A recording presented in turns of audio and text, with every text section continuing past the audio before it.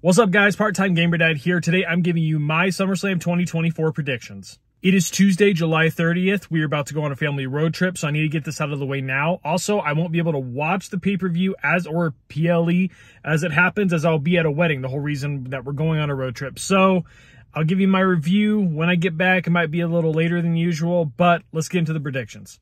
So like I said, this is as of Tuesday, July 30th. If any matches get added from here on out, I'll add them on my community tab and let you know, or maybe I'll send a quick short out.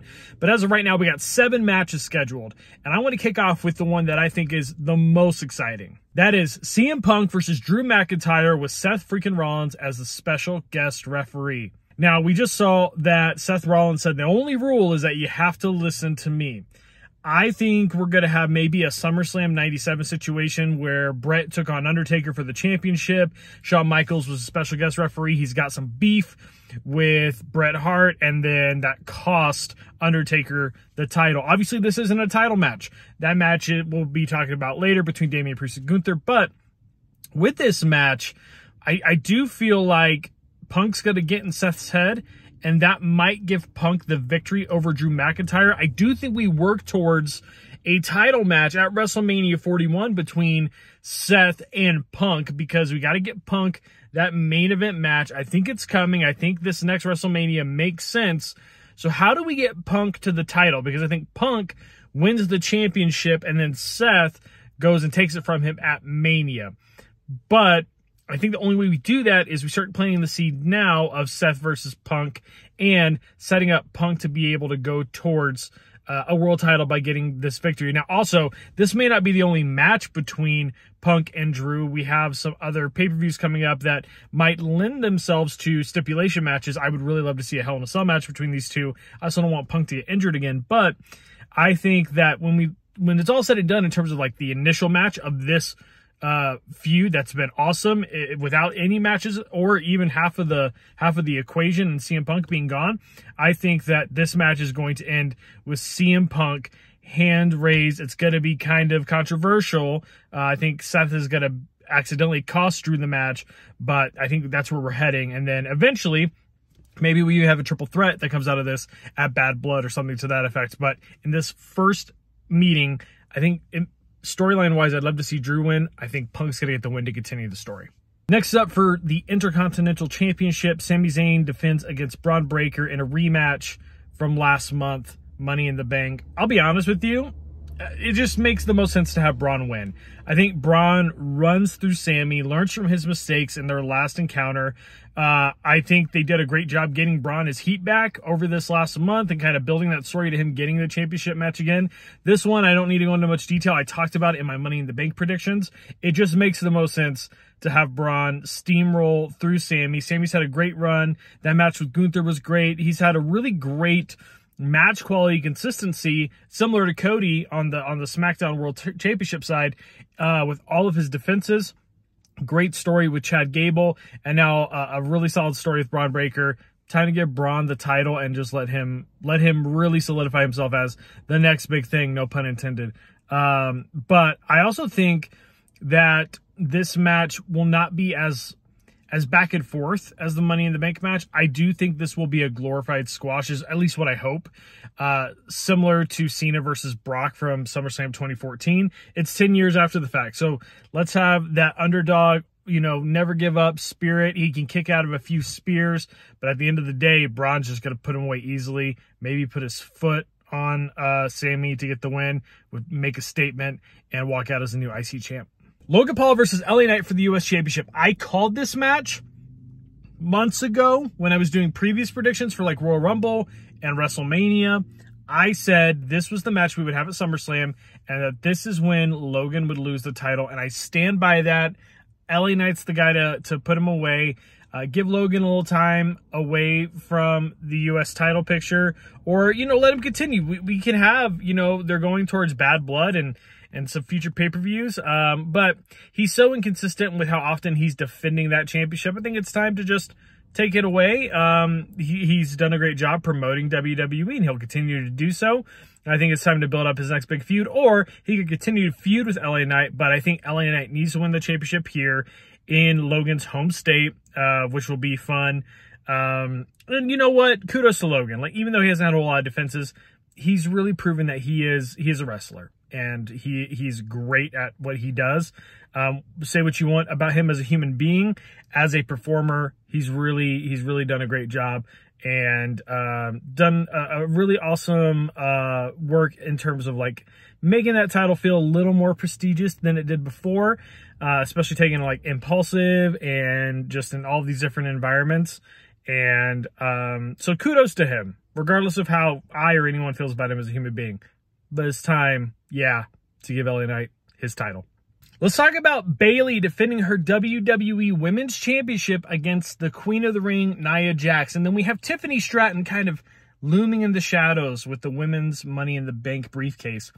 I think Bayley gets the win over Nia Jax, only for Tiffany Stratton to come in and clean up the scraps after a really hard-fought victory from Bayley over Nia.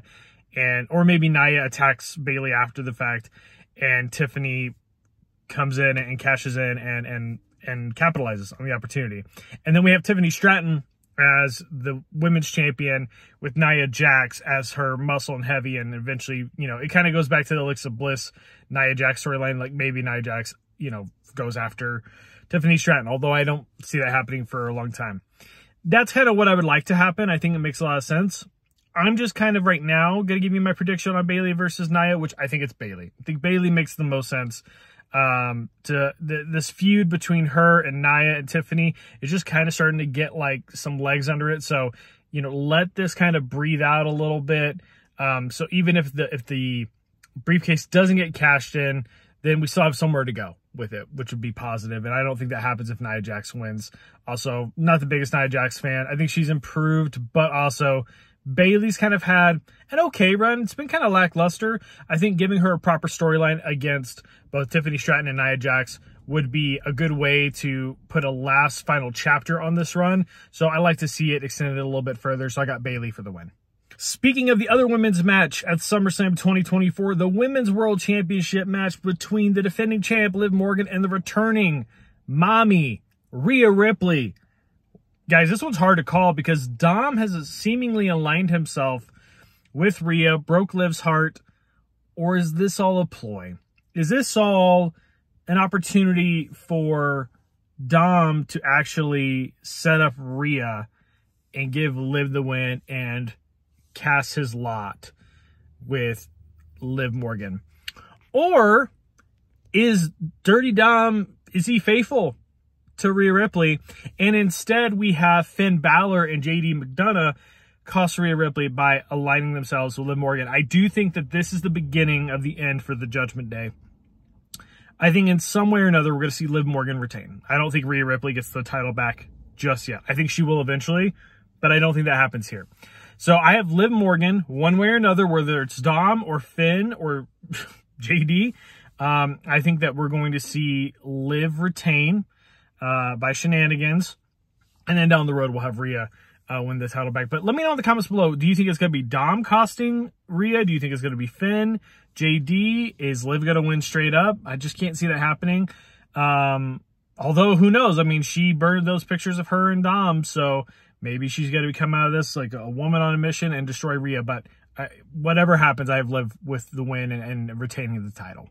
Speaking of the Judgment Day's downfall, we have Damian Priest defending his World Championship against Gunther, who is the King of the Ring, King General now. And I just don't see a world in which Gunther doesn't win. I know Damian Priest is like the face now. He's had a really nice organic babyface turn, and I think when the Judgment Day does break up, that's great for him. He can continue down that road, and eventually maybe we see, maybe Balor cost Damian Priest here and Dominic cost Rhea. I don't know. There's a lot of ways you can play this, but I think what we're gonna see is Gunther win. And I'd like Gunther just to win straight up. Like, I'd like it to be a really hard-fought victory.